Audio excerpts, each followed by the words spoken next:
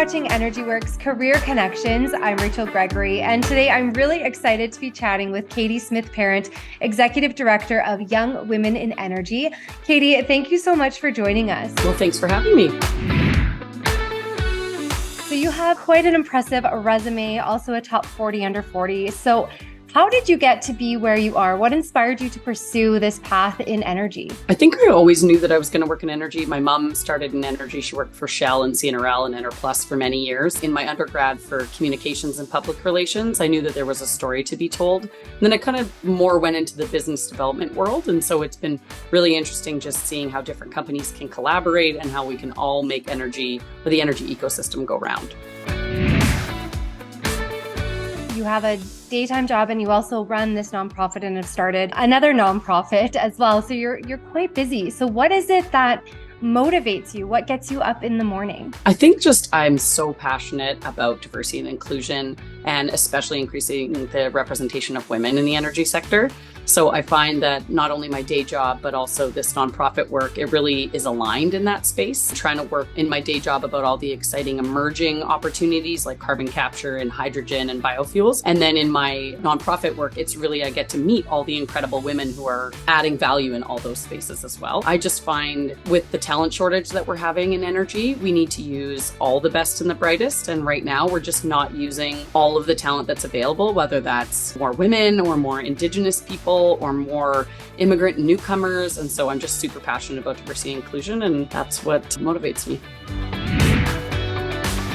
And so how are you filling those gaps, or how do you see those gaps being filled right now to be more diversified? For YWE, we are focused on increasing representation of women. So we believe that young women have the power to change the energy industry for the better. We want to increase voice, presence, leadership, and development of women in Alberta's energy sector. We have an acumen program, we have opportunities to network, but our biggest one is our awards program. Every year we recognize and reward 10 women who are changing the face of energy. So that's women who are excelling at their careers, whether they're a geologist or in marketing or in law or consulting, all facets of the energy industry. But we really want to give them that pivotal push about kind of early to mid-career. I just get to meet all these incredible women who are just passionate about improving the sector and obviously getting up to sort of those decision-making roles.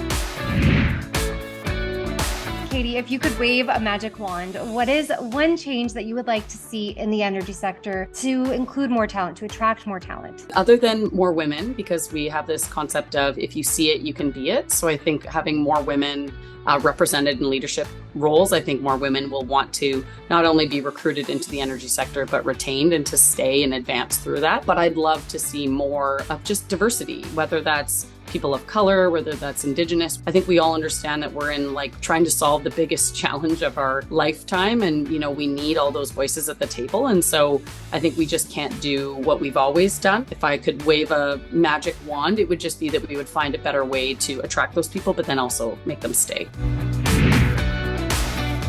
And as we've seen the energy industry, it's shifted and changed, and we're looking at clean energy, renewables.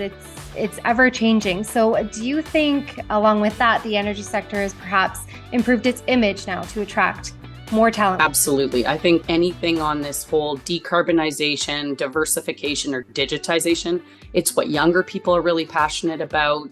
It's even ways of getting our traditional forms of energy like oil and natural gas just to be cleaner, more efficient. There's so many things we can do. We don't always have to go directly to this brand new form of energy, but it's also increasing just the energy mix. I love that we're having new sources of energy like geothermal, new carriers like hydrogen. It's all just really exciting. So I think if we think about that, that is more exciting. It's not just your grandpa's oil and gas sector anymore. It's you can work at a well pad and be on an electrified net zero well pad. And I think that's where women, young people are really passionate about, solving those sustainability challenges. And I think they want to be part of the solution.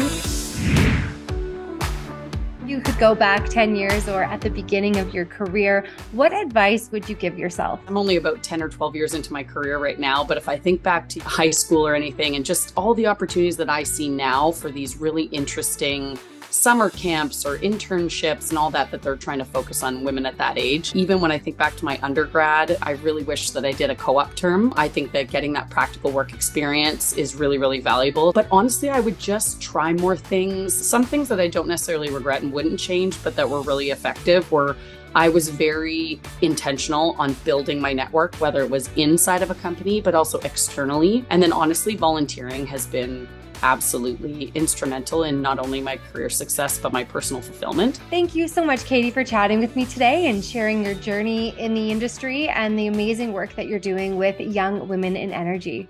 Thanks so much for the opportunity.